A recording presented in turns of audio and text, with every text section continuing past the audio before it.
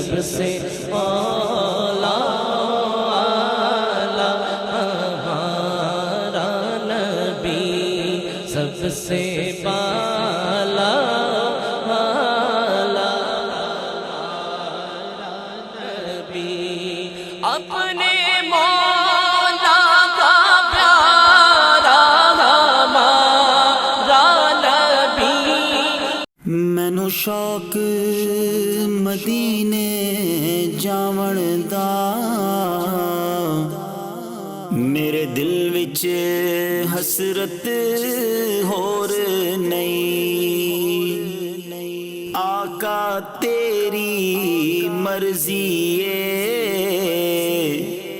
ساڈا تے کوئی زور نہیں، آقا تیری مرضی ہے،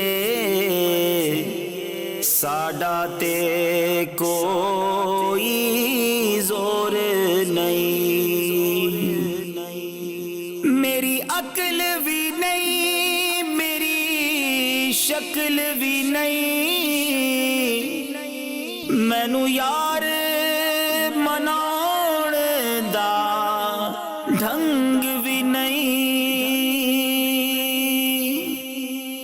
میری عقل بھی نہیں، میری شکل بھی نہیں، مینو یار مناؤن دا ڈھنگ بھی نہیں، میرا عشق بھی رومی ورگا نہیں، میرا عشق بھی رومی ورگا نہیں، میری جامی ورگی ٹور نہیں، پر مینو شوق مدینے جاون دا، میرے دل وچ حسرت ہور نہیں، میرا عشق یہ کہندا ہے حوصلہ رکھ، آقا دا بلاوا آوے گا، میرا عشق۔ فاعوذ باللہ من الشیطان الرجیم، بسم اللہ الرحمن الرحیم۔ پڑھیے الصلاۃ والسلام علیک یا رسول اللہ وعلی آلک واصحابک یا حبیب اللہ، الصلاۃ والسلام علیک یا نبی اللہ وعلی آلک واصحابک یا نور اللہ۔ پیارے پیارے اسلامی بھائیوں، معزز جج صاحبان، وکلاء حضرات، تاجر برادری کے اسلامی بھائی، پردے میں رہ کر سننے والی میری بہنیں، سب سے پہلے تو میں پتوکی بار کونسل اور یہاں کے دعوت اسلامی کے ذمہ دار عہدیداران پتوکی بار کونسل کے آپ سب کا شکریہ ادا کرتا ہوں، اور مجھے آج ایسا فیل ہو رہا ہے کہ میں ایک قرض تھا جو ادا کرنے آیا ہوں۔ پچھلے کئی سالوں سے پتوکی سے مجھے دعوت بڑی محبتوں کے ساتھ ملتی رہی بار کونسل کے لیے، اور ایک جملہ آپ لوگ بہت خوبصورت کہا کرتے ہیں جب بھی پتوکی کا ذکر کرتے ہیں کہ پھولوں کے شہر میں ہم آپ کو بلانا چاہتے ہیں، اور آج جب میں داخل ہوا تو آپ نے احساس بھی دلا دیا کہ واقعی یہ پھولوں ہی کا شہر ہے، اتنے پھول آپ نے برسائے۔ اللہ پاک آپ کو ان محبتوں کی بہترین جزا عطا فرمائے۔ مگر یہاں میں ہمارے امیر علیہ سنت ایک بڑی پیاری بات ہماری تربیت فرماتے ہیں کہ ہم ماشاءاللہ جب مہمان آتے ہیں تو یہ عزت کا ہمارے یہاں طریقہ ہے کہ ہم پھول برساتے ہیں، ہار پہناتے ہیں، بکیز دیتے ہیں، لیکن ہمارے پیر و مرشد امیر علیہ سنت بڑی پیاری تربیت فرماتے ہیں کہ یہ تمام چیزیں چند سیکنڈز کے بعد ہمارے ساتھ نہیں ہوتی۔ ہار پہنائیں تو وہ اتار کے ہم رکھ دیتے ہیں، پھول برسائیں تو وہ برس کے ختم ہو جاتے ہیں۔ اتنی ساری رقم سے ہم کوئی پروڈکٹیو کام بھی کر سکتے ہیں۔ مثال کے طور پہ اگر آنے والے مہمان کو کوئی اچھی سی کتاب تحفے میں دے دی جائے، انہی پیسوں کے بدلے وہ جب تک پڑھتے رہیں گے آپ کو ثواب ملے گا. کوئی دینی کتاب ہوگی وہ کسی کو تحفہ دیں گے پھر بھی آپ کو ثواب ملے گا. تو امیر اہل سنت ہماری تربیت فرماتے ہیں کہ ہم ایسے تحائف دیا کریں جو بعد میں بھی کام آنے والے ہوں اور جس کا انشاءاللہ ہمیں ثواب نہیں ملے. تو امید ہے اس کا بھی خیال رکھیں گے. بہرحال آپ پھولوں والے ہیں تو آپ نے پھولوں سے استقبال کرنا تھا. اللہ آپ کو ہمیشہ مدینے کے پھولوں کی طرح مہکتا رکھے, مسکراتا رکھے. درود پاک پڑھنے کے بے شمار فضائل و برکات ہیں. کعبے کے بدر الدجا, طیبہ کے شمس الضحیٰ صلی اللہ تعالیٰ علیہ وسلم کی بہت ساری احادیث ہمیں فضائل درود میں ملتی ہیں. مگر ایک حدیث جو ہے بہت ہی خوبصورت اور بہت زبردست, اس میں ریوارڈ ہے. رسول پاک علیہ الصلوۃ والسلام فرماتے ہیں ثلاثۃ تحت ظل عرش اللہ یوم القیامہ یوم لا ظل الا ظلہ. آقا فرماتے ہیں قیامت کے دن 3 قسم کے لوگ ہوں گے جو اللہ کے عرش کے سائے میں ہوں گے جس دن اس کے عرش کے سائے کے سوا کوئی سایہ نہیں ہوگا. There will be no shadow on the day of judgment except the shadow of عرش الہی عز و جل. اب وہ کون لوگ ہوں گے؟ 3 قسم کے, 3 قسم کی کیٹیگریز بیان کر دی ہیں. اب ہم غور کریں کہ ان 3 قسم کے لوگوں میں ہم شامل ہیں کہ نہیں, کیونکہ اگر شامل نہ ہوئے تو ابھی تو پتوکی میں یہ اجتماع ہو رہا ہے ٹینٹ لگا کر, پنکھے لگا کر. اگر یہ کھلے میدان میں دوپہر 12 بجے ہوتا, حالانکہ ابھی تو سپٹمبر اکتوبر آ گیا, اکتوبر میں تو اتنی گرمی نہیں ہوتی, جون جولائی میں کیا حال ہوتا ہے, قیامت کی گرمی کیسی ہوگی. اور اگر کوئی سایہ نہ ہوا تو ہمارا بنے گا کیا؟ اور 2-5 دن 2-5 منٹ 1-2 گھنٹے کی بات بھی نہیں ہے. قیامت کا دن تو 50,000 سال کا دن ہے. So we have to be in the shadow, ہے نا, under the shadow on the day of judgment. ہمیں تو پلان ہی ایسے کرنا ہے کہ کسی بھی طریقے سے ہم اللہ کے عرش کے سائے میں پہنچ جائیں تاکہ اس دن کی ریلیکسیشن ملے. تو اب وہ کیا کام ہے؟ نبی پاک فرماتے ہیں قال من فرج عن مکروب من امتی. نبی پاک سے پوچھا گیا حضور وہ 3 قسم کے لوگ کون سے ہیں؟ من ہم یا رسول اللہ, بتائیے تو صحیح وہ 3 کون سے ہیں. تو پہلا کیا فرمایا؟ وہ شخص جو میرے امتی کی پریشانی کو دور کرے. اللہ اکبر, ذرا سوچئے یہ اللہ کے نزدیک کتنی بڑی نیکی ہے کہ اگر بندہ امتی کی پریشانی دور کر دے, تکلیف دور کر دے, اللہ اسے اپنے عرش کا سایہ نصیب فرمائے گا. سیکنڈ, نبی پاک فرماتے ہیں وَأَحْيَا سُنَّتِي, وہ بندہ جو میری سنتوں پر عمل کرنے والا, سنتوں کو زندہ کرنے والا ہے. اور تیسرے نمبر پہ فرمایا وَأَكْثَرَ الصَّلَاةَ عَلَيَّ, مجھ پر کثرت سے درود پاک پڑھنے والا. اب ذرا غور کر لیجئے ہم ان 3 کیٹیگریز میں کہیں نہ کہیں ہے کہ نہیں. چونکہ یہاں وکلا ہیں, یہاں جج صاحبان ہیں, پہلی کیٹیگری میں شامل ہونے کا آپ کو بہت زبردست موقع مل سکتا ہے کہ اگر آپ مسلمانوں کی پریشانی دور کرنے کا کام کریں, آپ مسلمانوں کے لیے خیر خواہی کا کام کریں. بڑے دکھی لوگ آتے ہیں عدالتوں میں. ہم تو بچپن سے اپنے بزرگوں سے ایک جملہ سنتے آ رہے ہیں کہ اللہ ہمارے دشمن کو بھی عدالت کا منہ نہ دکھائے, کیونکہ عدالت میں آنے کے بعد جو اسے جس طرح لانگ پروسیس سے گزرنا پڑتا ہے, تکلیف سے گزرنا پڑتا ہے. لیکن مسئلہ یہ ہے کہ اگر کسی کا حق بھی دبا لیا, کسی نے زیادتی کی, تو اس کو جانا تو پڑے گا نا عدالت میں.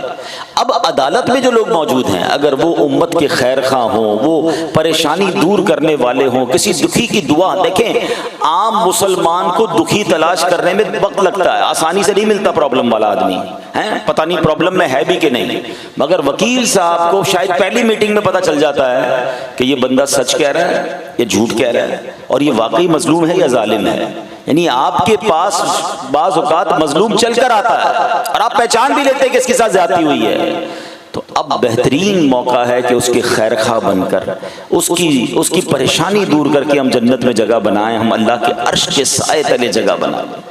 تو آپ کے پاس یہ بڑا زبردست موقع ہے. ہم کل پرسوں کہیں بیٹھے تھے, بات ہو رہی تھی وکلا کے اوپر, تو کسی صاحب نے کہا کہ یہ شعبہ اچھا نہیں ہے جناب, اس میں تو بہت مشکل ہے اللہ کو راضی کرنا, یا بندہ گناہگار زیادہ ہوتا ہے. میں نے کہا یار دیکھیں بات یہ ہے, وکیل بن کر بھی جنتی بنا جا سکتا ہے کہ اگر ذہن یہ بن جائے کہ میں نے مظلوموں کا ساتھ دینا ہے, میں نے دکھیارے مسلمانوں کا ساتھ دینا ہے, کیونکہ کون دے گا ان کا ساتھ اگر کوئی وکیل ہی نہیں بنے گا تو ایک مظلوم اپنا حق کہاں سے لے گا. تو سبحان اللہ, اے میرے پیارے اسلامی بھائیوں, پہلی حدیث ہی وہ آ گئی ہے کہ جس میں اللہ کے عرش کا سایہ اسے ملے گا جو مسلمان کی تکلیف دور کرے گا. اللہ کرے میں اور آپ مسلمانوں کے خیر خواہ بن جائیں. اور یہ تاجروں کے لیے بھی بدری پھول ہے, ہمارے لیے بھی ہے, صرف وکیلوں کی ذمہ داری نہیں ہے.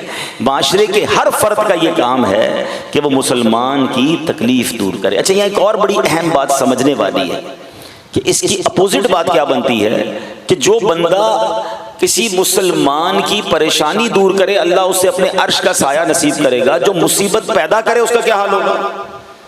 ایسے بھی تو لوگ ہیں نا دنیا میں, کچھ لوگ ہیں جو پرابلم سالور ہیں اور کچھ وہ ہیں جو پرابلم کریٹر ہیں, جن کا کام ہی مشکلیں پیدا کرنا ہے, جن کا کام ہی ڈیفیکلٹی پیدا کرنا ہے, روب جمانا ہے, ظلم کرنا ہے, دھونس جمانی ہے, قبضہ کر لینا ہے زمینوں پہ, مال دبا لینا ہے. وہ یاد رکھیں کہ جب اللہ کے عرش کا سایہ اسے ملے گا, جو اللہ کے بندوں کی مصیبت دور کرے گا, تو جو مصیبت پیدا کرے گا سوچو اس کا حل کیا ہوگا. تو اللہ کبھی ایسی زندگی ہم نہ گزاریں, اللہ کرے کہ ہماری وجہ سے کسی مسلمان کو تکلیف ہو. دوسرے نمبر پر فرمایا سنت کو زندہ کرنے والا. ہم سوچیں کہ ہم سنتوں پر کتنا عمل کرتے ہیں. ہمیں پتہ بھی چلتا ہے نبی پاک کی سنت ہے, پھر بھی چھوڑ دیتے ہیں, یار سنت ہی ہے نا, فرض تو نہیں ہے. نہیں, امتی کا کام ہے کہ نبی کے طریقے پر چلے. اور تیسرے نمبر پر سبحان اللہ کثرت سے درود پاک پڑھنے والا. مبارک ہو ان لوگوں کو جنہوں نے یہ محفل سجائی ہے. کیا شاندار انداز ہے اپنے نبی کی بات کرنے کا. اور آج تو آپ نے اس کانفرنس کا, اس پروگرام کا نام ہی محسن انسانیت رکھا ہے. اللہ سلامت رکھے ان تمام عاشقان رسول کو جنہوں نے آج کا یہ انتظام کیا, جنہوں نے میرے نبی کے چرچے کو بلند کیا. اللہ ان کی عزتوں کو بلندی عطا فرمائے. لیکن درود پاک کی کثرت, یہ پروگرام بھی ہمیں یاد دلاتا ہے. بار بار ماشاءاللہ نعتیں ہو رہی ہیں, درود پاک ہو رہا ہے, کہ ہم اس مہینے میں اپنی ایسی ہیبٹ بنا لیں, ہیبیچول ہو جائیں کہ اس کے بعد بھی ہم کثرت سے درود پاک پڑھنے والے بن جائیں. اللہ مجھے بھی اور آپ کو بھی کثرت سے درود پاک پڑھنے کی توفیق عطا فرمائے. آئیے مل کر محبت کے ساتھ درود پاک پڑھ لیں. صلو علی الحبیب صلی اللہ تعالی علی محمد صلی اللہ علیہ وسلم. جیسا کہ ہم نے اناؤنسمنٹ بھی سنا ہے, پوسٹرز پہ بھی دیکھا ہے کہ آج کا جو پروگرام ہے وہ رحمت للعالمین جناب رسول اللہ صلی اللہ تعالی علیہ وسلم, جو کہ محسن انسانیت ہیں. وہ واقعی نبی پاک نے اس انسانیت پر جو احسان کیا ہے, ساری دنیا اس کا قرض نہیں چکا سکتی. وہ شاعر لکھتے ہیں نا کہ کس قدر مہربان تھے, کس قدر لوگوں پر رحم دلی تھی, کس قدر احسان تھے. بہت خوبصورت نعت کے اشعار ہیں. وہ نبیوں میں رحمت لقب پانے والا, مرادیں غریبوں کی برلانے والا, اتر کر حرا سے سوئے قوم آیا اور ایک نسخہ کیمیا ساتھ لایا. عرب جس پہ کرنوں سے تھا جہل چھایا, پلٹ دی بس ایک آن میں اس کی کایا. رہا ڈر نہ بیڑے کو موجے بلا کا, ادھر سے ادھر پھر گیا رخ ہوا کا.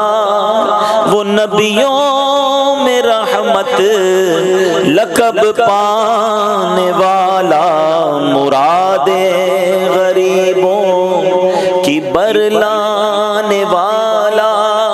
تو ایسے ہیں میرے آقا, اور اخلاق کریمہ کیسے, نبی پاک کی ذات میں نرمی کیسی, پیارے آقا کی طبیعت میں معافی کیسی. آج ہم نے وہ سیکھنا ہے. کاش آج کے اجتماع سے کوئی ایک بات ایسی میں اور آپ سیکھ کر چلے جائیں جو ہم اپنی لائف میں امپلیمنٹ کریں اور اپنی لائف کو بہتر انداز سے گزاریں. نبی پاک کے دور کا ایک واقعہ ہے.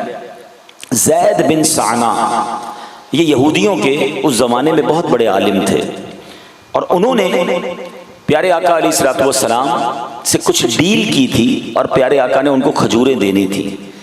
کچھ دن باقی تھے ابھی اس ڈیل کے کمپلیٹ ہونے میں. زید بن سعنا نے بھرے بازار میں نبی پاک کو روکا. پیارے آقا کے ساتھ حضرت عمر فاروق بھی ہیں, دیگر صحابہ بھی ہیں. زید بن سعنا نے بڑا لاؤڈلی, بڑا زور سے, بدتمیزی کے انداز میں پیارے آقا کو معاذ اللہ برا بھلا کہنا شروع کر دیا. اے محمد, میری کھجوریں کہاں ہیں؟ تم ابو طالب کے عبد المطلب کی اولاد جو ہیں ان سب کے اندر یہی پرابلم ہے کہ تم کام میں لیٹ کرتے ہو، وعدے پورے نہیں کرتے ہو، معاذ اللہ بڑا عجیب روڈ انداز، حالانکہ ابھی ٹائم باقی تھا۔ تو حضرت عمر فاروق بڑے جلال میں آ گئے، کہا دشمن خدا اللہ کے نبی سے ایسے بات کرتے ہو؟ اگر نبی پاک کا پاس نہ ہوتا، مجھے ان کا لحاظ نہ ہوتا، ابھی تیرا سر اڑا دیتا، تلوار نکال کے سر کاٹ کے رکھ دیتا۔ تو اب نبی پاک علیہ السلام نے دیکھیں کیا فرمایا، کہا اے عمر تمہیں ایسے بات نہیں کرنی چاہیے، تمہیں تو مجھے کہنا چاہیے تھا یا رسول اللہ اس بندے کی کھجوریں دے دیجئے، اس کا حق دے دیجئے، اور اس کو کہنا چاہیے تھا نرمی سے بات کرو۔ اے عمر تمہیں معاملہ سلجھانا چاہیے تھا، تم اس انداز سے اس سے کیسے بات کر رہے ہو؟ آپ ذرا غور کریں کہ نبی پاک کے ساتھ ان کے صحابہ موجود ہیں، اگر ہمارے ساتھ کوئی بدتمیزی کرے اور ہمارے گارڈ ساتھ ہوں، ہمارے دوست ساتھ ہوں، تو بندہ تو اب ریپلائی دیتا ہے، ریٹیلیٹ کرتا ہے، جواب دیتا ہے، مگر سبحان اللہ نبی پاک اپنے ہی صحابی کو سمجھا رہے ہیں کہ ایسے بات نہیں کرنی۔ اب نبی پاک علیہ السلام نے حضرت عمر کو کھجوریں دی، کا جا کے اسے دے آؤ، بلکہ تھوڑی زیادہ دے آؤ۔ حضرت عمر کہتے ہیں حضور زیادہ کیوں دے دی ہیں، پہلے ہی بدتمیزی کی ہے، جتنی نکلتی ہیں اتنی دے دیں۔ فرمایا نہیں، تم نے اسے گھور کر دیکھا تھا نا، اس کے دل پر ڈر گیا تھا، یہ خوف زدہ ہو گیا تھا، اس کی دل جوئی کی نیت سے جا کے اسے زیادہ کھجوریں دے کر آ جاؤ۔ حضرت عمر جاتے ہیں، کھجوریں دیتے ہیں، کچھ زیادہ بھی دیتے ہیں۔ زید بن ثانہ کہتا ہے اے عمر زیادہ کیوں لائے ہو؟ کہ میرے نبی نے فرمایا ہے، میں نے تمہیں گھور کر دیکھا تھا، تم سے بڑی آواز میں بات کی تھی، تمہارا دل دہل گیا ہوگا، تمہاری دل جوئی کے لیے لایا ہوں۔ اللہ اکبر۔ زید بن ثانہ کہتے عمر مجھے پہچانتے ہو میں کون ہوں؟ کہا کون ہوں؟ کہا میرا نام زید بن ثانہ ہے۔ کہا تم وہی تو نہیں جو یہودیوں کے بڑے عالم ہو؟ کہا ہاں میں وہی ہوں۔ کہا پھر تمہیں نہیں پتا اللہ کے نبی سے بات کیسے کرنی چاہیے؟ کس انداز میں تم بازار میں بات کر رہے تھے؟ کہ عمر بات یہ ہے، میں نے اپنی آسمانی کتابوں میں آخری نبی کی نشانیاں پڑھی ہیں، میں نے ان کے اندر وہ ساری نشانیاں دیکھ لی تھی، 2 نشانیاں چیک کرنا باقی تھیں۔ کہ ایک نشانی تو یہ تھی کہ ان کے ساتھ جتنا جہالت کا برتاؤ کیا جائے گا یہ اتنی نرمی سے بات کریں گے، ان کے ساتھ جس قدر سختی یا برے انداز سے بات کی جائے گی ان کا حلم بڑھتا چلا جائے گا۔ اے عمر میں نے یہ دونوں نشانیاں چیک کر لی ہیں، اے عمر سنو میں بہت مالدار ہوں، اللہ نے مجھے بڑے پیسے دیے ہیں، یہ کھجوریں مجھے نہیں چاہیے، میں اپنی آدھی جائیداد کو اسلام کے لیے وقف کرتا ہوں اور کلمہ پڑھ کر مسلمان ہوں۔ اے میرے پیارے اسلامی بھائیو، کیا سیکھنے کو ملا اس واقعے سے؟ نبی پاک چاہتے اس کی بدتمیزی کا اسے شاندار جواب مل جاتا۔ لوگ کہتے ہیں جناب اینٹ کا جواب پتھر سے دینا چاہیے، ٹٹ فور ٹیٹ، جیسے کو تیسا۔ مجھے کیسے میرے سامنے کیسے بلند آواز میں بات کی، مجھے برا بھلا کیسے کہا، میں بتاؤں گا میں کون ہوں۔ ہمارا انداز یہ ہے، اور سرور کائنات علیہ السلام معافی اور درگزر کے ذریعے بندے کو یہ اپنا بنا لیتے۔ دیکھیں نا زید بن ثانہ جو کہ یہودیوں کا بڑا عالم ہے، وہ کلمہ پڑھ کر مسلمان ہو رہا ہے۔ اے میرے پیارے اسلامی بھائیوں، نبی پاک سے آپ اور میں سب محبت کرتے ہیں، جب بھی تو آئے ہیں، کیوں آئے ہیں؟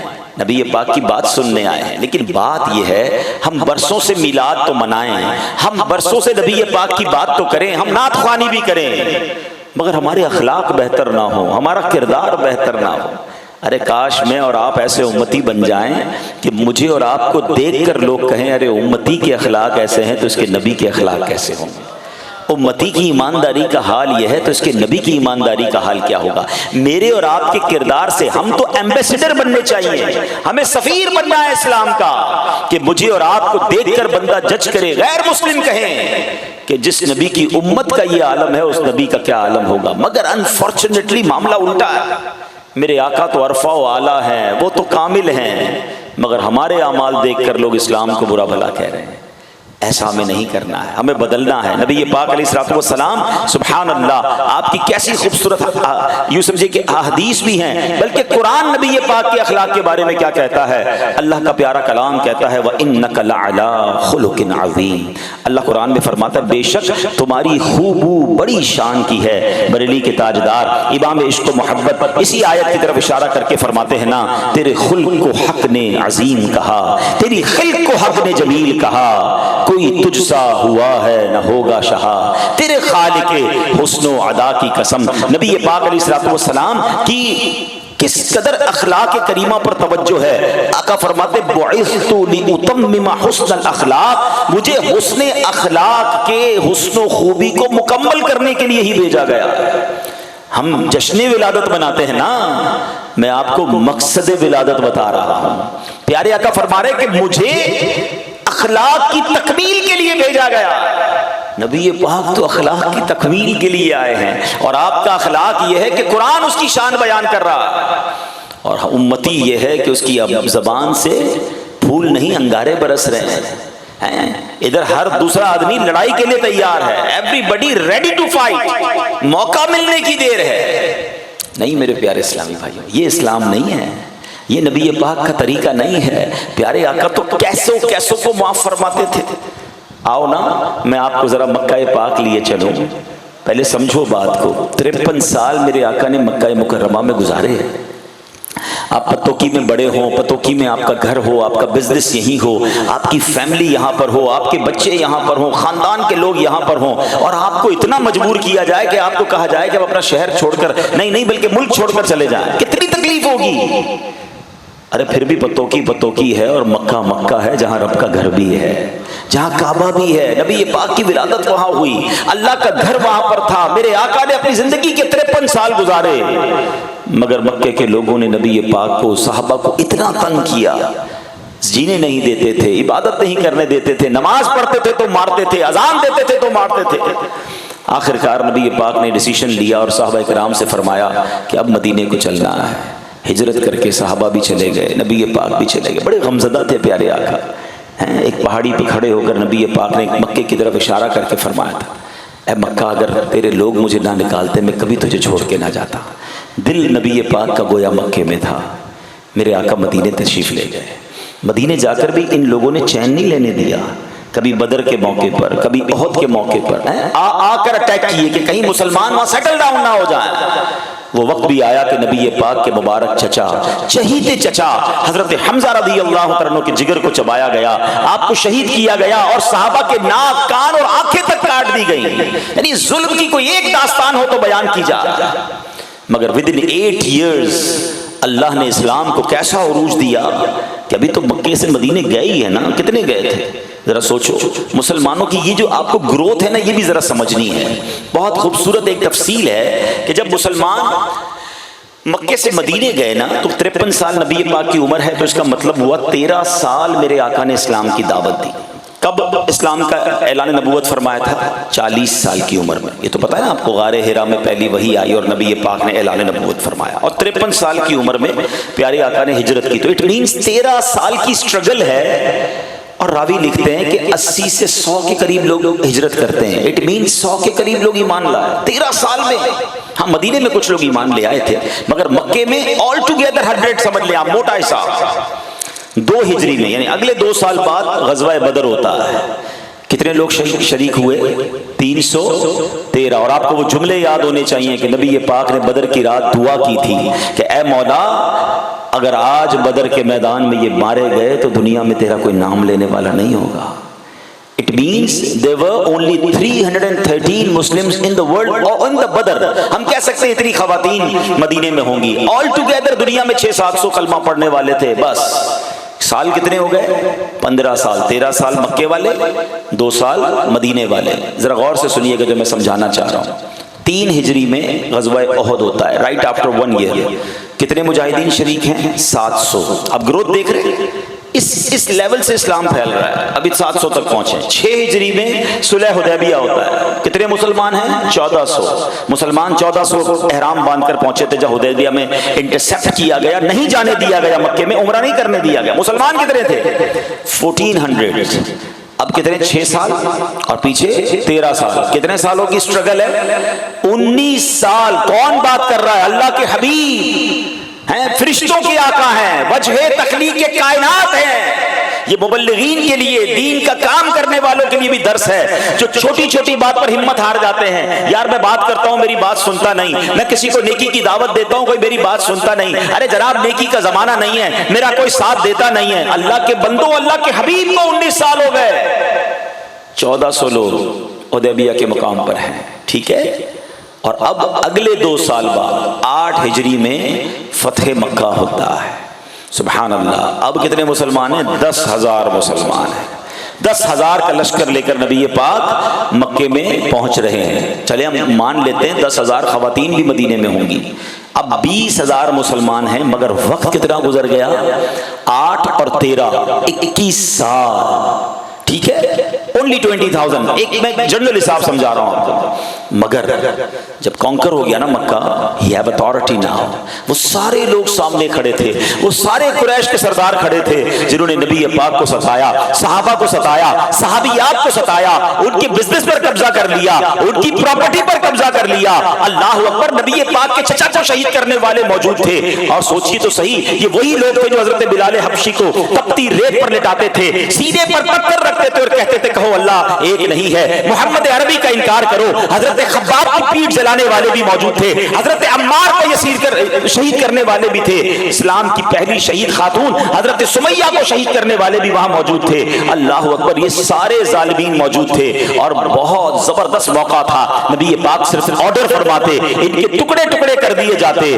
مگر سوچئے جب نبی پاک نے ان سے فرمایا کہ بتاؤ آج میں تمہارے لیے کیا فیصلہ کرنے والا ہوں، جب یہ سنا تو راوی لکھتے ہیں کتاب میں کہ ان کے رونگٹے کھڑے ہو گئے، ان کے جسم تھر تھر کانپنے لگے کہ آج گئے ہم نے تو کیا کچھ نہیں کیا ان کے ساتھ، ان کے صحابہ کے ساتھ کیا کچھ نہیں کیا. اللہ اکبر. لیکن جب انہوں نے ڈرتے ڈرتے کیا کہا کہ حضور آپ تو کریم ہیں، کرم والے والد کے بیٹے ہیں، آپ ہم پر کرم فرمائیں. تو نبی پاک علیہ الصلوۃ والسلام نے کیا فرمایا؟ لا تثریب علیکم اليوم فاذهبوا انتم الطلقاء. اللہ کے نبی فرماتے آج تم پر کوئی الزام نہیں ہے، جاؤ تم سب آزاد ہو.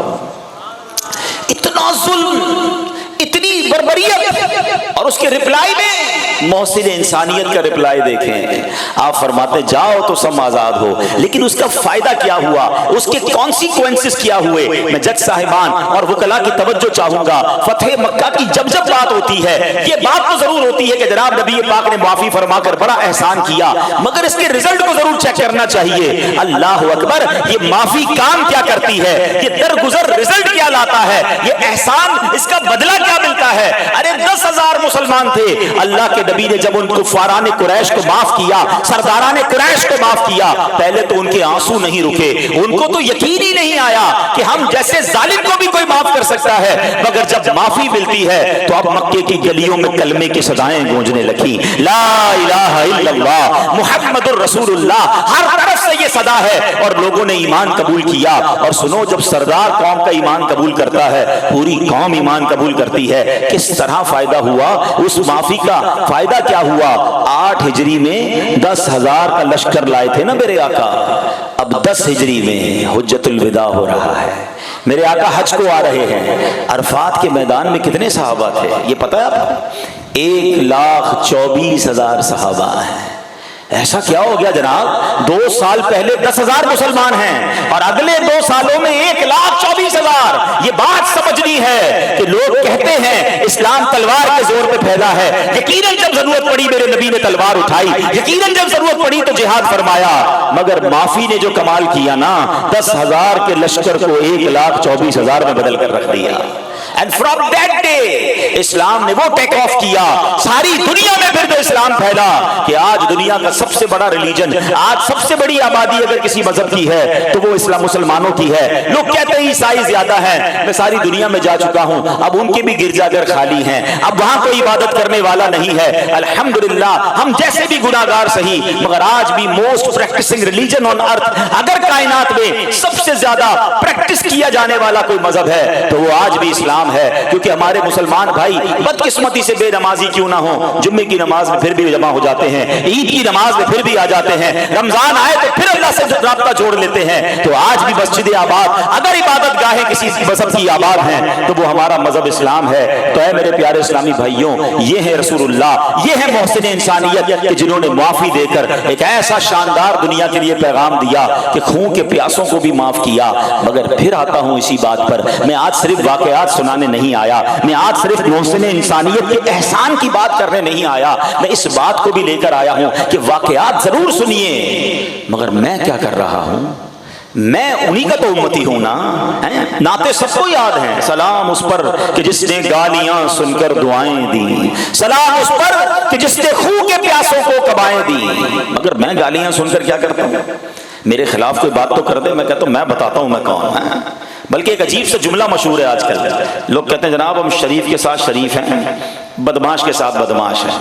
مجھے تو آج تک سمجھ نہیں آئی کون سا آپ کے اندر کہ جناب جب بدماش سامنے آتا ہے تو آپ بھی بدماش بن جاتا ہے۔ او جناب شریف آدمی شریف کے ساتھ شریف، بدماش کے ساتھ بھی شریف ہوتا ہے، یہ کدھر سے نئی بات لے کر آ گئے؟ تو نہیں، میں اس نبی کا امتی ہوں جس نے معافی کا درس دیا ہے۔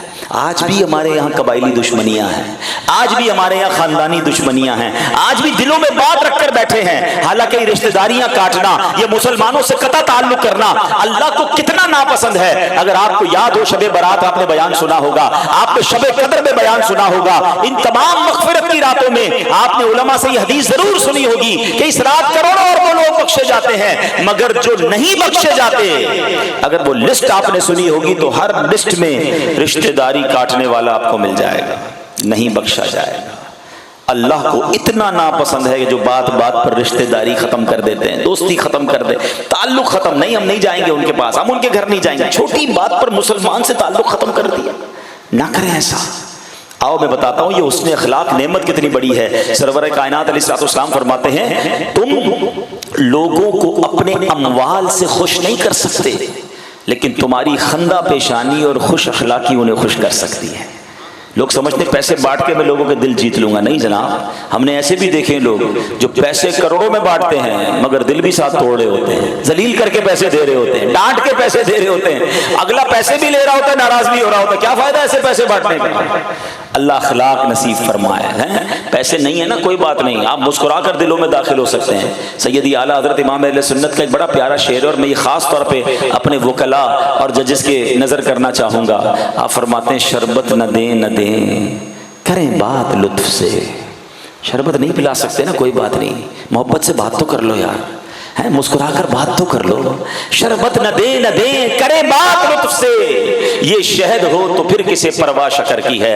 ارے یہی والا شہد دے دو، ہمیں شکر نہیں چاہیے۔ تو یہاں میں خاص طور پر اپنی وکلا برادری ہاتھ جوڑ کر عرض کرتا ہوں، اگر کوئی دکھی آ رہا ہے، اگر کوئی پریشان آ رہا ہے، دیکھیے اس کو مریض سمجھیے، ڈاکٹر مریض سے لڑتا نہیں ہے، مریض چیختا بہت ہے مگر ڈاکٹر پیار سے ہی کوشش، اگر اچھا ڈاکٹر ہو سکتا ہے کوئی ڈاکٹر بھی لڑتا ہوگا، وہ بھی غلط کرتا ہے، مگر ڈاکٹر کو پتا ہے بیچارہ تکلیف میں ہے، اس لیے وہ اس کے ساتھ نرمی سے بات کرتا ہے۔ تو اگر آپ کے پاس کوئی دکھیارا آیا ہے اور خامہ خائی بیچارہ بحث کر رہا ہے، ایک بات کو 2-3 بار ریپیٹ کر رہا ہے، آپ اسے تھوڑا سا کول ڈاؤن ہونے دیں، اس کی بات پیار سے سن لیں۔ آج کل دنیا میں لوگوں کو یہی تو چاہیے کہ ہم سے کوئی محبت کے 2 بول لے، ہمارا دکھ سن لے۔ آدھا دکھ تو وہی ختم ہو جاتا ہے جب کوئی بات ہماری تسلی سے سن لے۔ تو اللہ کرے کہ ہم نبی پاک کی حدیث یاد کر لیں کہ تم لوگوں کو پیسوں سے خوش نہیں کر سکتے، ہاں مسکرا کر خندہ پیشانی سے ان کے دل جیت سکتے ہو۔ ایک اور جگہ بات سنو، یہ ہم نامہ اعمال میں جو ہمارے اعمال نامے تولے جائیں گے نا، پتہ ہے نا آپ کو قیامت کے دن میزان لگے گا، اور جس کی نیکیوں کا پلڑا بھاری ہو گیا وہ جنت میں چلا جائے گا۔ قرآن کہتا ہے فَأَمَّا مَنْ ثَقُلَتْ مَوَازِينُهُ فَهُوَ فِي عِيشَةٍ رَاضِيَةٍ، جس کی نیکیوں کا پلڑا بھاری ہو گیا وہ انشاءاللہ چین میں ہوگا، جنت کی نعمتوں میں ہوگا۔ وَأَمَّا مَنْ خَفَّتْ مَوَازِينُهُ فَأُمُّهُ هَاوِيَةٌ وَمَا أَدْرَاكَ مَا هِيَ نَارٌ حَامِيَةٌ۔ قرآن کہتا ہے جس کی نیکیوں کا پلڑا ہلکا ہو گیا نا، وہ تو بھڑکتی ہوئی آگ میں جائے گا۔ تو کتنا ضروری ہے کہ ہماری نیکیوں کا پلڑا بھاری ہو۔ آؤ میں آج آپ کو بتاتا ہوں کہ نیکیوں کے پلڑے میں سب سے زیادہ وزنی عمل کون سا ہوگا۔ اس عمل کا تو پتہ ہونا چاہیے نا یار، وہ تو پہلے ہی بھاری کرنا ہے مجھے۔ سرور کائنات محسن انسانیت صلی اللہ تعالی علیہ وسلم فرماتے ہیں کہ کل قیامت کے دن بندہ مومن کے میزان عمل میں حسن اخلاق سے زیادہ وزنی کوئی عمل نہیں ہوگا۔ سب سے زیادہ وزنی عمل کیا ہوگا؟ ہم یقیناً نمازیں پڑھیں، روزے رکھیں، حج کریں، زکوٰۃ دیں، صدقات دیں، ضروری ہے، مگر ایسا نہ ہو کہ یہ سب تو ہو مگر حسن اخلاق ہی نہ ہو۔ زبان دل توڑ رہی ہے، ظلم ہو رہا ہے، غیبت ہو رہی ہے، کسی پر کسی کے ساتھ زیادتی ہو رہی ہے، بندہ کہہ رہا ہے میں 5 وقت کا نمازی ہوں، کہیں ایسا نہ ہو یہ سارے اعمال پیچھے رہ جائیں اور بد اخلاقی غالب ہو جائے۔ حسن اخلاق ہوگا، آقا فرماتے سب سے زیادہ نامہ اعمال میں جو وزنی عمل ہے وہ حسن اخلاق ہوگا، اور فرمایا بے شک فحش گوئی اور بد کلامی کو اللہ عز و جل پسند نہیں فرماتا۔ ایک اور حدیث پاک سن لو، ہم میں سے کون کون ہے جو چاہتا ہے کہ میں پیارے آقا کا پسندیدہ بن جاؤں؟ اور نبی پاک کے قریب ہو جاؤں قیامت کے دن. آئے ہے اور کیا چاہیے مجھے بتاؤ نا, ایک امتی کو اور کیا چاہیے کہ میں آقا کے قریب ہو جاؤں اور آقا کا پسندیدہ بن جاؤں. نبی پاک نے خود فرمایا کہ قیامت کے دن میرے نزدیک تم میں سب سے زیادہ پسندیدہ اور میرے سب سے زیادہ نزدیک وہ ہوگا, قریب تر وہ لوگ ہوں گے جن کے اخلاق سب سے زیادہ اچھے ہوں گے. مبارک ہونے جن کے اخلاق اچھے ہیں, جو مسکراتے ہیں, جو نرم ہیں, جو مہربان ہیں. اچھا ایسے لوگ ہر دل عزیز بھی ہوتے ہیں. کچھ لوگ مجھے ملتے ہیں, آپ کو بھی ملتے ہوں گے, شکوہ کرتے ہیں یار مجھ سے لوگ ملتے نہیں ہیں, میرے قریب کوئی بیٹھتا نہیں ہے, مجھ سے دوستی نہیں کرتے, آپس میں ایک دوسرے سے بات کرتے ہیں, میں دیکھتا ہوں مجھ سے نہیں بات کرتے. سچی بات پتہ ہے کیا ہے, یہ آپ دوسروں کی نہیں اپنی شکایت کر رہے ہیں. ہاں اگر آپ کے اندر پھول ہے نا, آپ لوگوں کی خوبیاں تلاش کرتے ہیں, مسکراتے ہیں, لوگ آپ کے قریب آئیں گے. اب آپ ہر بات پہ طنزی کرتے ہیں, جب کوئی ملتا ہے آپ کو کانٹا ہی چبو دیتے ہیں, تو پھر کون آئے گا آپ کے پاس؟ تو طبیعت میں نرمی لائیے, حسن اخلاق. یہ مسکراہٹ جو ہے نا صدقہ بھی ہے اور دل میں داخل ہونے کی چابی بھی ہے. تو اللہ نبی پاک کے اخلاق کے صدقے میرے بھی اخلاق اچھے کر دے, آپ کے بھی اچھے کر دے. اور انصاف, اللہ اکبر, کیونکہ میں ایک ایسے ڈپارٹمنٹ کے اندر بیٹھا ہوں جہاں انصاف کی بات کی جاتی ہے. نبی پاک انصاف کو کس قدر اہمیت دیتے, کتنا بڑا آپ کا دل ہے. ایک بار نبی پاک, اور یہ بار بار پیارے آقا کا انداز تھا, مگر ایک بار تو نبی پاک نے کمال کیا کہ اللہ کے حبیب علیہ السلام نے 3 بار یہ اعلان کیا کہ اگر کسی کا مجھ پر کوئی حق آتا ہے تو مجھ سے وہ حق لے لے. اگر کسی کی کوئی ایسی بات ہے تو وہ مجھ سے دنیا میں اپنا حق وصول کر لے, اپنا بدلہ لے لے, قیامت کے دن کے لیے باقی نہ رکھنا. یہ کون کہہ رہا ہے؟ اللہ کے حبیب کہہ رہے ہیں. اور کن کو کہہ رہے ہیں؟ اپنے غلاموں کو, صحابہ کو, جو جان دینے کے لیے تیار ہیں. نبی پاک نے 3 بار اعلان کیا. اب ذرا سنیے گا, یہ میں بیان کو ختم کرنے سے پہلے ایک آخری واقعہ آپ کو سنا کے جا رہا ہوں, اللہ کرے کہ دل میں اتر جائے. ایک بوڑھے صحابی, حضرت عکاشہ ان کا نام ہے, وہ کھڑے ہو گئے, کہتے ہیں حضور اگر آپ اعلان نہ کرتے نا, اور وہ بھی 3 بار نہ کرتے, تو میں کھڑا نہ ہوتا. مگر بات یہ ہے, ایک بار ایسا ہوا کہ ہم کسی غزوے میں شامل تھے, اور حضور اللہ نے آپ ہی کی وجہ سے اس غزوے میں ہمیں کامیابی بھی دے دی, آپ کی برکت سے. تو میں اپنی اونٹنی آپ کی اونٹنی کے قریب لایا کہ اتروں اور آپ کے قدموں کو بوسا تھا, مگر آپ نے چھڑی اٹھائی. ہو سکتا ہے آپ اپنی اونٹنی کو ہی مارنے لگے ہوں گے, وہ چھڑی آپ کی میرے جسم پہ لگ گئی. حضور میں اس کا بدلہ لینا چاہتا ہوں. حضرت عکاشہ کہتے ہیں میں اس کا بدلہ لینا چاہتا ہوں. اللہ کے حبیب حضرت بلال سے کہتے ہیں بلال جاؤ وہی والی چھڑی لے کر آؤ جو میں اونٹ کی سواری کے وقت استعمال کرتا ہوں, تاکہ چھڑی بھی چھوٹی بڑی نہ ہو جائے, ایگزیکٹلی وہی ہو. حضرت بلال سر پر ہاتھ رکھ کے جا رہے ہیں کہ یہ کیسا نبی ہے جو اپنا خود ہی قصاص دے رہے ہیں. اب جناب نبی پاک کے گھر جاتے ہیں اور خاتون جنت سے فرماتے, عرض کرتے ہیں اے بی بی فاطمہ, بابا جان نے وہی والی چھڑی منگوائی ہے. بی بی خاتون جنت کہتی ہیں آج کوئی غزوہ بھی نہیں ہے, کوئی ٹریول بھی نہیں ہے, نبی پاک کیوں چھڑی منگوا رہے ہیں؟ کب اے خاتون جنت, ایک صحابی ہیں جنہوں نے نبی پاک سے یہ بات کی ہے کہ مجھے اس کا بدلہ لینا ہے. حضرت فاطمہ تڑپ گئیں کہ اے بلال یہ کیسی بات کر رہے ہو, اگر واقعی کسی نے نبی پاک سے بدلہ لینا ہے تو اس بجوے میں امام حسن اور حسین بھی ہوں گے, میرے بچے وہاں موجود ہیں, ان کو کہنا دیکھو نانا جان کو چھڑی نہ لگے, اپنے آپ کو پیش کر دینا. حضرت بلال وہ چھڑی لیتے ہیں, نبی پاک کے ہاتھ میں دیتے ہیں. پیارے آقا وہ چھڑی حضرت بلال سے لے کر حضرت عکاشہ کے ہاتھ میں دیتے ہیں کہ اے عکاشہ اپنا بدلہ لے لو. اللہ اکبر. حضرت ابوبکر صدیق کھڑے ہو جاتے ہیں, حضرت عمر کھڑے ہو جاتے ہیں, کہتے پہلے اے عکاشہ نبی پاک سے بدلہ نہ لینا, ہم موجود ہیں, ہم سے بدلہ لے لو. نبی پاک نے حضرت ابوبکر کو بھی بٹھایا, حضرت عمر کو بھی بٹھایا. اللہ تمہارا مرتبہ جانتا ہے مگر تم نے یہ کام نہیں کرنا, عکاشہ نے مجھ سے بدلہ لینا ہے. مولا علی شیر خدا کھڑے ہو گئے. اللہ اکبر. آپ کہتے ہیں اے عکاشہ نبی پاک کو ایک چھڑی مارنی ہے نا, اس کے بدلے مجھے 100 کوڑے مار لو, مجھے 100 چھڑیاں مار لو, میرے آقا کو چھڑی نہ مارو, میں اپنے آپ کو پیش کرتا ہوں. نبی پاک نے کہا اے علی تم بھی بیٹھ جاؤ, اللہ تمہارا مرتبہ جانتا ہے. حضرت علی بھی بیٹھ گئے. اب آخر میں حسن اور حسین کھڑے ہو گئے, حسنین کریمین رضوان اللہ تعالی علیہم اجمعین کھڑے ہوئے. نواسہ رسول کہتے ہیں چچا جان ہم تو نبی کے نواسے ہیں نا, ہم سے بدلہ لینا تو ویسا ہی ہے جیسے اللہ کے رسول سے بدلہ لیا ہے, ہم دونوں اپنے آپ کو پیش کر دیتے ہیں, آپ ہم سے بدلہ لیجئے. اللہ اکبر. نبی پاک نے دونوں نواسوں کو بھی بٹھا دیا. اب حضرت عکاشہ ہیں اور نبی پاک ہیں. اللہ کے نبی نے اپنا کرتا اوپر کیا, نورانی جسم چمکنے لگا. اب صحابہ کی آنکھوں میں آنسو ہیں, کوئی چیخ رہا ہے کہ ان کو ہو क्या गया है कि क्यों नबी पाक के साथ ऐसा कर रहे हैं, मगर उन्हें मालूम नहीं था। हजरत अकाशा दौड़ते हुए आए, नबी पाक के जिस्म से चिमट गए, आका के जिस्म को चूमने लगे, कहते हुजूर मुझे माफ कर दें। नबी पाक ने फरमाया अकाशा बदला नहीं लेना।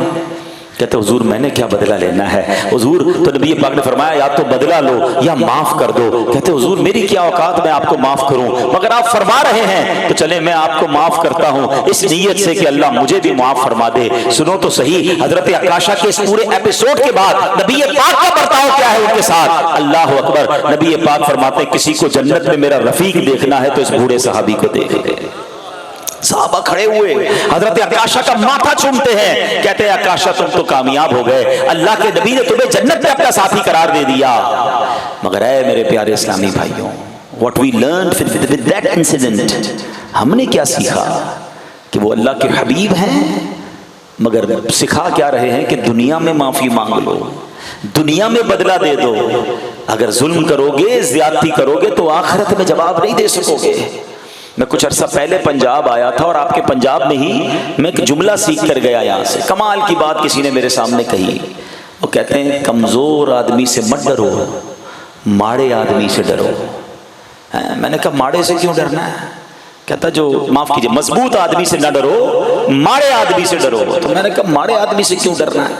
कहता मजबूत आदमी तो तुमसे अपना बदला खुद ही ले लेगा, माड़ा बिगाड़ कुछ नहीं सकेगा, मगर अल्लाह की बारगाह में जब हाथ उठाएगा ना तो वो दुआ अर्श तक जाएगी, फिर जालिम को बचा कोई नहीं सकेगा। हाँ मैं सही बता रहा हूँ मेरे वकला, मेरे ताजरान, जितने लोग यहाँ बैठे हैं, कभी जिंदगी में किसी पर ज्यादती मत करना। कुछ लोग समझते हैं मेरा कोई कुछ बिगाड़ नहीं सकता, मेरे आगे कौन बोल सकता है, मेरे तो स्टेटस ऐसा है, मेरा तो मर्तबा ऐसा है, अरे मुझे कौन कुछ कह सकता है, कोई कुछ मेरा बिगाड़ नहीं सकता। ठीक है तुम्हारा दुनिया में कोई कुछ नहीं बिगाड़ सकता, मगर जब वो हाथ उठा देगा ना तो उसकी पुकार अर्श तक जानी है और फिर जालिम बचता नहीं है। बड़े बड़े कर्रोफर वाले हमारे वतन में आपने कितनी स्टोरीज देखी होंगी, जिनके पैर जमीन पर नहीं रहते थे, आज किधर है वो लोग? जाहो जलाल कर्रोफर सब खत्म हो जाता। बल्कि मैं मशवरा देता हूं आपको, कभी जिंदगी में ऐसा फील करो ना कि यार कारोबार भी ठीक था, फैमिली भी जबरदस्त, सेहत भी मजेदार, लाइफ गोइंग वेरी गुड, और अचानक आपको फील हो कि यार कुछ गड़बड़ हो गई है, सेहत भी ठीक नहीं चल रही, बच्चों में भी प्रॉब्लम, फैमिली में लड़ाई झगड़े, कारोबार भी डेमोलिश हो रहा है, हुआ क्या? तो ट्राई टू चेक, किसी का दिल तो नहीं तोड़ दिया, किसी की ज्यादती तो नहीं हो गई। हाँ हाय जो है ना ये बर्बाद कर देती है। तो ऐ मेरे वकला भाइयों, अल्लाह ने आपको बड़ा मनसब दिया है, आप ऐसी जगह बैठे हैं जहां आप दुखी दिलों की दुआएं, अच्छा बिल्कुल इसके अपोजिट, अगर कोई मजलूम, अगर कोई तकलीफ ज़दा हाथ उठाकर दुआ कर देना आपके लिए, अरे आपके सर से ऐसे तूफान टलेंगे कि आपकी अकल हैरान हो जाएगी। अल्लाह आपकी रोजी में ऐसी बरकत डालेगा कि आप परेशान हो जाएंगे कि किधर से आ रहा है, आपको नहीं पता पीछे दुआ कौन कर रहा है। हाँ किसी बेवा, किसी मजलूम, किसी यतीम की दुआ ले लो।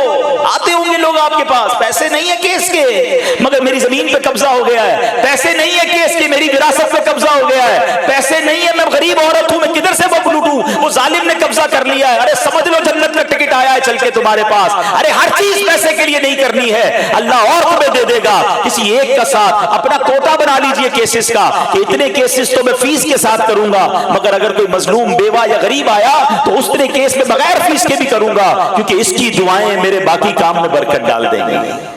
हाँ तुम किसी की तकलीफ दूर करो, अहादीस में मिलता है ये मजमून। मुसलमान जब किसी मुसलमान की परेशानी दूर करता है, अल्लाह उसकी परेशानी दूर कर देता है। मुसलमान जब किसी मुसलमान की मदद के लिए जाता है, अल्लाह की तरफ से उसकी मदद आना शुरू हो जाती है। तो ऐ मेरे प्यारे इस्लामी भाइयों, पता चल जाए ना कि ये जालिम है, साथ ना देना, ये भी प्रॉब्लम है हमारे यहाँ। पता होता है वकील साहब को है ज्यादती कर रहा है ये, इसी ने कब्जा किया, यही जनाब गलत कर रहा है, ये दुख दे रहा है मुसलमानों को, मगर फीस तगड़ी दे रहा है। इसका केस लूंगा तो मैं खुद पॉपुलर हो जाऊंगा, मुझे खुद जनाब दुनिया में बड़ा नाम हो जाएगा। अब फैसला कर लो, तुम इस बंदे को राजी करने के लिए, चंद रुपयों के लिए ये केस तो ले रहे हो, कहीं ऐसा ना हो पीछे किसी की हाई तुम्हारा इंतजार कर रही हो, क्योंकि वो तुम्हारा बिगाड़ कोई नहीं सकेगा। लेकिन जब वो हाथ उठते हैं ना, अल्लाह करे कि दिल में उतर जाए मेरी बात।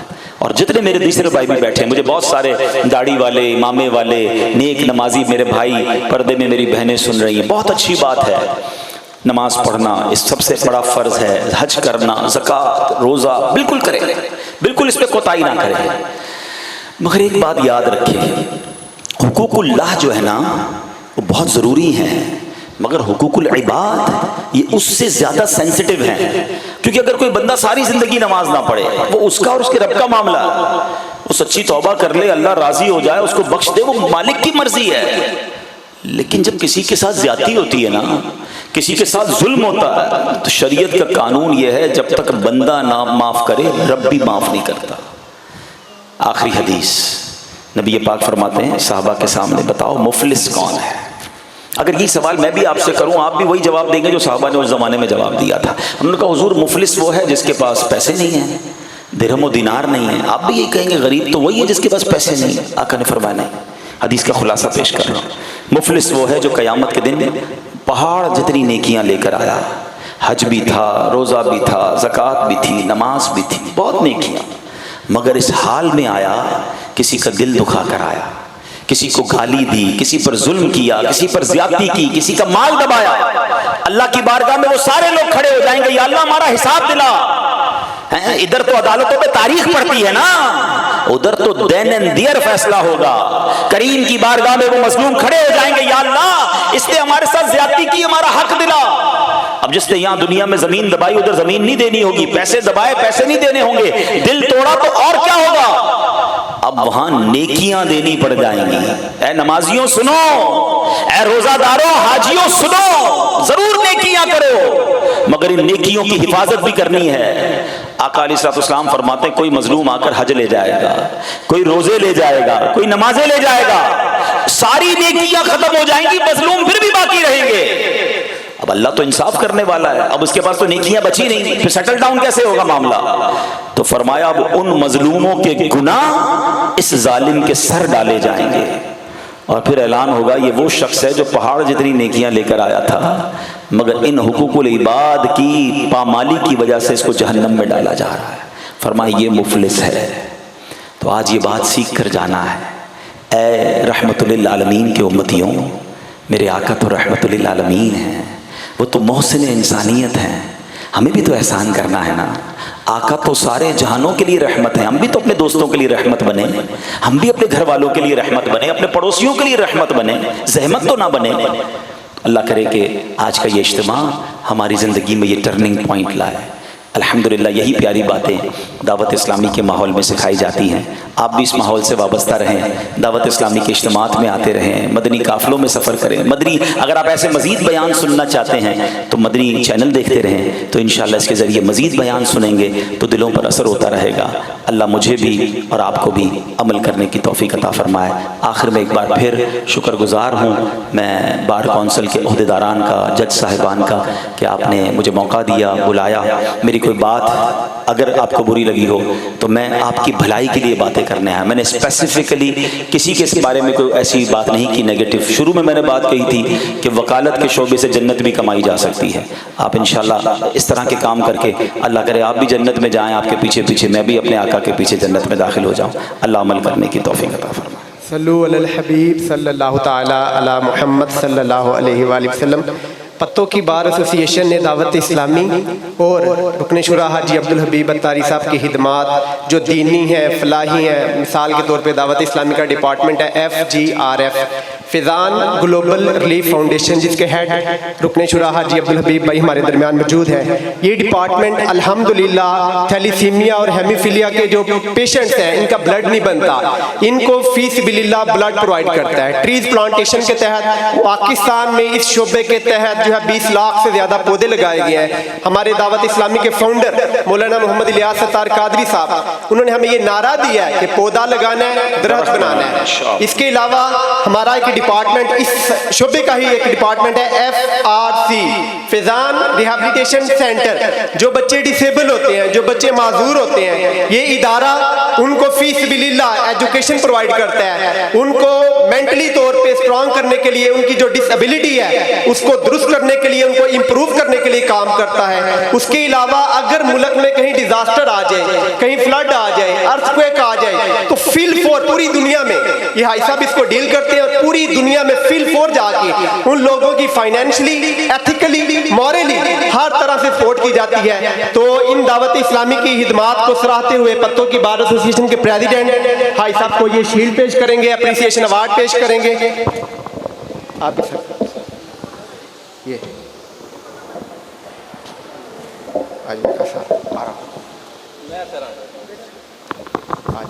एडिशनल सेशन जायज साहब भी साथ सर आई साहब आप सेंटर में तशरीफ ले आई साहब को सेंटर में चल आप साथ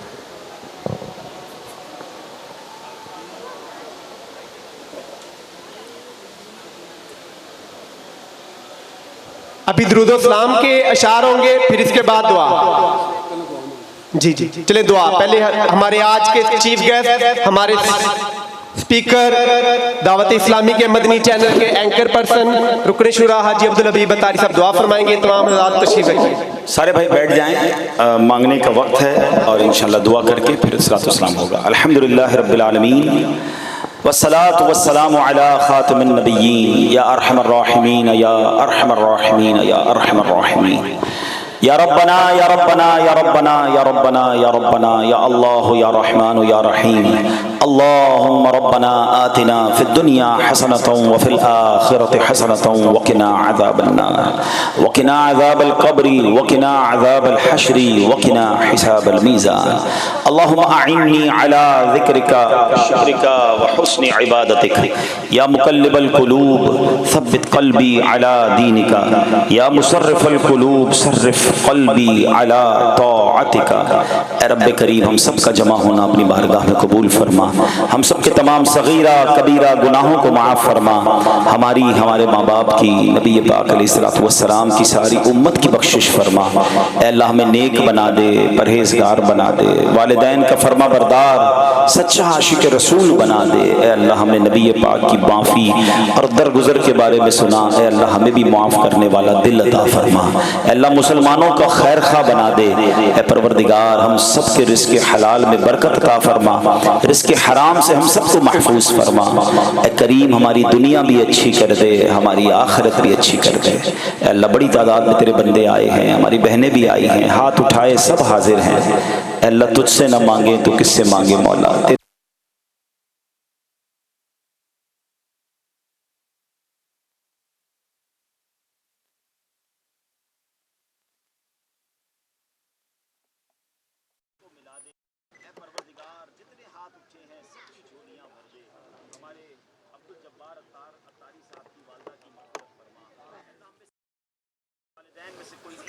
चले गए उन सबकी मग़फ़िरत फरमा। है परवरदिगार जितने बीमार हैं उन्हें शिफा अता फरमा।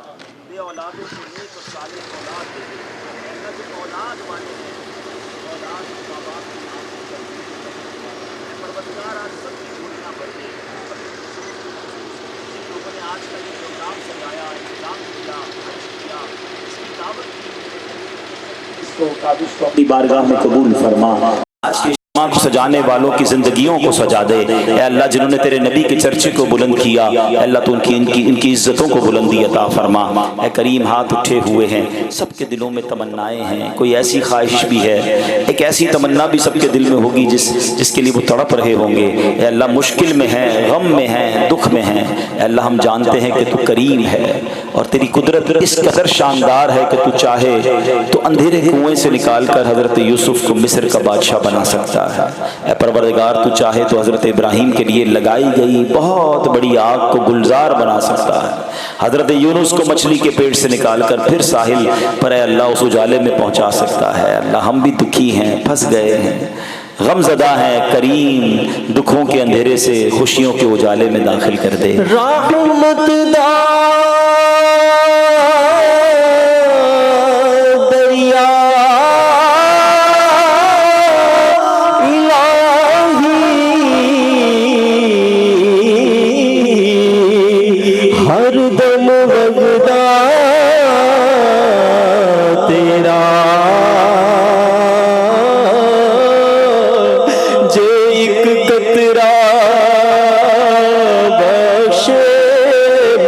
Allah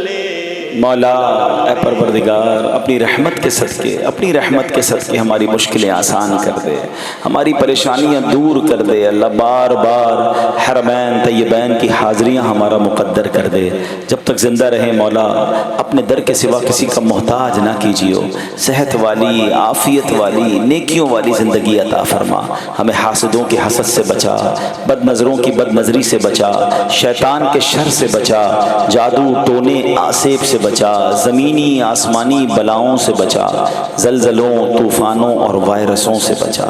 اے کریم تیرے خزانوں میں کمی نہیں، آج سب کی جھولیاں بھر دے، سب کی مرادیں پوری کر دے، بالخصوص ہمارے وطن عزیز پاکستان کی خیر فرما، جو مشکل اور کٹھن وقت آیا ہے اللہ اپنے کرم سے ہمارے ملک کی معیشت کو سہارا عطا فرما۔ اے اللہ فلسطین کے مسلمان بڑی تکلیف میں ہیں، اے بدر کے میدان میں فرشتوں کے ذریعے مسلمانوں کی مدد کرنے والے، آج پھر تیری مدد کی ضرورت ہے، فلسطین کے مسلمانوں کی مدد فرما، مسلمان دنیا میں جدھر جدھر پریشان ہیں میرے مولا غیب سے ان کی مدد فرما۔